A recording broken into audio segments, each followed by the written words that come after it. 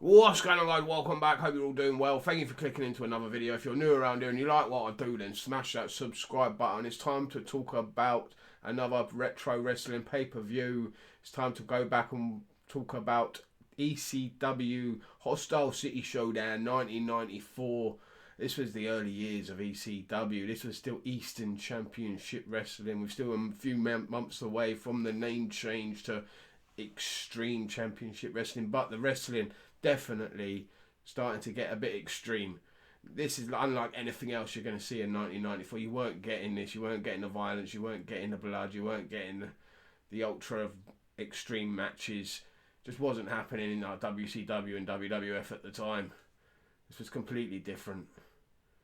You saw some very young, hungry, talented wrestlers in the early years, and they would change and become completely different over the next few years. It's going to be interesting to go back and see.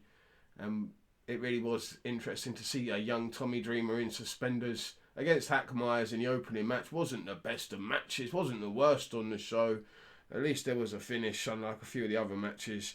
Donnie Allen versus Chad Austin. No one's really interested in that, are they? And we didn't even get it. No one really wanted it. Here comes 911. He was an interesting character, wasn't he? Came down the ring with Paul Heyman. Just comes to the ring at any point, any time. You never know when it's going to happen. Comes to the ring and just choke slams everyone in sight. That was his gimmick, and I loved it. The Tazmaniac was in a dog collar match against Pitbull. And the Pitbulls are pretty much a tag team that I really enjoyed back in the day. And yeah, we're going to see some great matches from them. This was decent. The only thing is the Tazmaniac.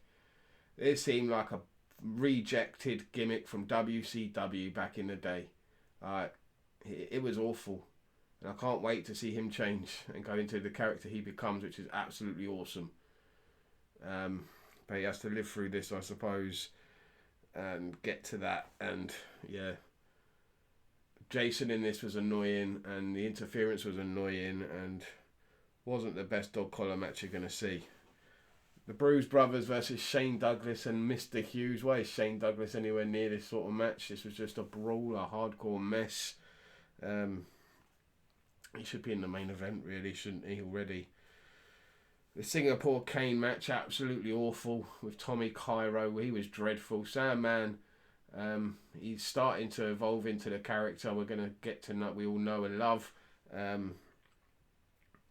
But yeah, this was brutal to watch. Really brutal. At this point, what Dory Funk should, in 1994, should be nowhere near a wrestling ring. He looked one step away from an old people's home. He could barely move, but the Public Enemy made this match at least watchable. They did their best to get the best out of the geriatric Funk brothers. The highlight was Terry Funk hanging Rocco Rock from the Eagle's Nest by his feet with the wire.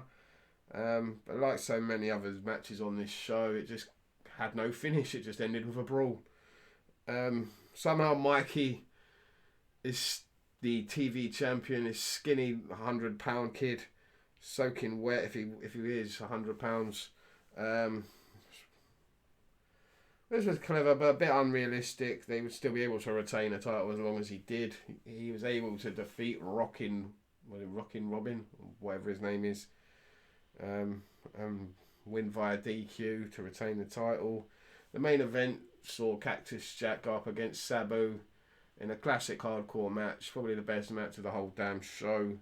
Just ruined again by more interference, Paul Heyman getting involved and ruining the finish, and yeah, him and 911 again getting involved just didn't help anything. And there were a lot of shitty finishes on this show that ruined everything. Just nowhere near the best ECW show you're going to see, and not the worst, but it is interesting to go back before they become extreme and see where they come from and what was going on and what was going down and how they get to where they were. And yeah, very interesting. Thanks for watching anyway. Let me know what you think down below. We'll be back again for another retro pay-per-view very soon. I'm pretty sure it's either another ECW or WCW one coming up next. Thanks for watching. Smash the subscribe button. Stay safe. Stay lucky. I'll see you next time.